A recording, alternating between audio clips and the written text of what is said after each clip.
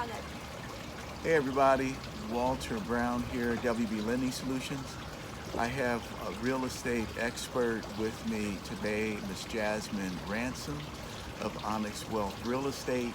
And Jasmine is very active in this market, and I'm always curious about what experts like her are talking to buyers about and how she sees the market.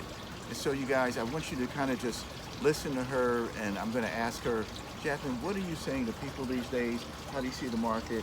What can you share with us about what's going on? Well, I have a broad variety of type of clients that I work with, and the conversation is a little bit different. You have some people who are looking at mobile homes. I do have one buyer right now who's looking at mobile homes, Okay. and the question is more so around the lot space, like the lot rent. Are you willing to pay that? Getting him with the right lender, getting him pre-approved, and he's only given me barely 60 days to get him into something. I know, right? How cool. So conversation with him will be much more different than someone who wants to necessarily sell their house and purchase a condo. Now we have to have a conversation about HOA fees. How does that, are you okay with the HOAs? Do you think 600 is too much? Okay, we think 600 is too much. Let's take you other places where you can see HOAs are typically around 1,000. So you have to start having these type of conversation about, make sure my clients always understand when they're buyers, you do not live in your purchase price, you live in your monthly payment. Monthly payment. Okay. Yes. So yes, interest rates are high. Everyone knows interest rates are really high right now. But there are some tactics we can use for homes that are typically sitting on the market a little bit longer. Of course, we can talk about rate buy downs. But of course, the tricky thing with rate buy downs, you have to make sure you refinance. Right. You do not refinance. Right. It's a whole nother conversation for another day. And then you have other clients who have a lot of money for a down payment. So I do have some clients who can put down anywhere between $150,000 to like $400,000 cash for a down payment. But they also want to cap what they spend per month in their mortgage. So the conversation comes with them where when they get countered, do I really want to spend an extra $50,000? And then we have to talk about the offset of the payment.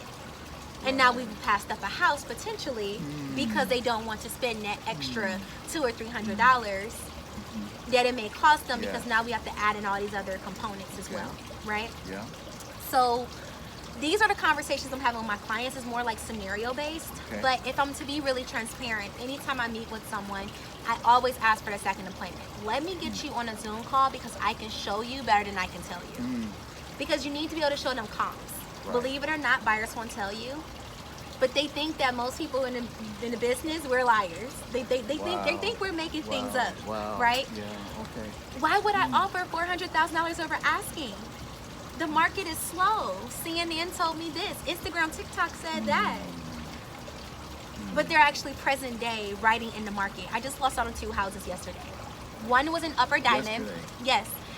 I wrote an offer on a house that was listed by the amazing Regina Jacobs. She pretty much owns Oakland, and all her listings are so beautiful. She's an amazing real estate agent. I've never had a chance to really talk to her, but her work speaks for itself.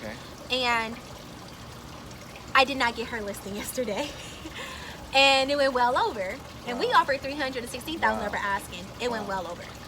Then I have another home I wrote on today, which was another agent that I happened to befriend, and it went practically $400,000 over asking. It was in Berkeley. So 2 different clients, 2 different situations, 2 different type of conversations. But people do not believe you until they actually have their offer virginity taken. I like to call it that, because we're all talking about writing offers, so we don't make moves. So we get their offer prepared, we get it ready. Either it's going to get accepted or rejected. That's right. And I always tell my clients, you can't look at writing an offer as rejection. You cannot look at it as time wasted. It's preparing you and getting you to the next step. So I like to make buying real estate fun. That's essentially what I tell my clients. It should not be stressful. It should be fun. And if it's stressful, then we have a bigger problem. Yes, that's right. Yeah. So you got a great process then, if you're managing the stress, keeping it fun. Yeah. And you're looking at all the different pieces of the strategy. Yeah. So you're not playing checkers, you're playing chess. Absolutely. Yeah. And I like to add for my A+ paper clients, and what I mean by A+, I'm talking clients that have $3 million cash in a bank account. So you cannot put them with your regular lenders, and the reason why is because they're having certain high-level conversations where you have to put them with the people that are having those conversations right. as well, because they're not just going to go for anything. That's right. So those are the clients I really bring my partner on to get on the call with me, because a lot of her clients are most of the time in that bracket. So again, it's all about the conversation. Every buyer is not the same, and you cannot treat them the same. Some need a little bit more TLC and hand holding, others don't. I have a client right now I've been working with for 2 years. 2 years. She took an 8-month leave and ghosted me, but guess what? She loves me and came back. Like, I thought literally I got unofficially fired, but no, like she needed more money. She said, no, Jasmine, I need to take a break to stock up my money. And sometimes when you're dealing with buyers, you have to understand you can't take this personal. It's not personal. It's just business. There's no emotion. It's dollar and cents. So they're trying to figure out how can they make it work. And if we're being honest, some of these offers are all cash. Family money. Saved up funds.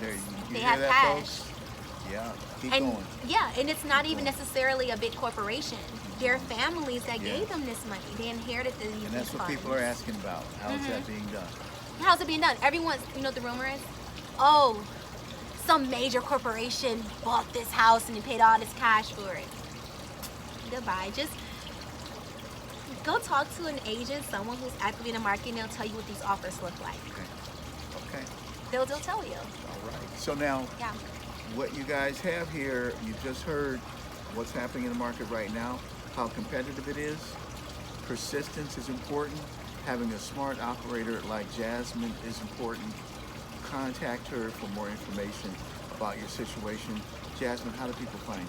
So actually, hello everyone. You can find me on social media. I'm known as the Fancy Realtor, fancy with an I, not a Y. And I am pretty much on a social media break right now. But you can reach me directly on my personal cell phone, 313-220-8614. You can Google me, or also you can send me an email. And Onyx is spelled O-N-Y-X, so it's Jasmine at Onyx Wealth Realty. So it's a pleasure speaking to you guys. If you want more information, how my team and myself, how we operate and how we treat both our buyers and our sellers, I love to have an opportunity to earn your business and to chat with you. But thank you so much, Walter, for having me. You're welcome. Okay, get in touch with her now. Bye. Get in touch with her. All right.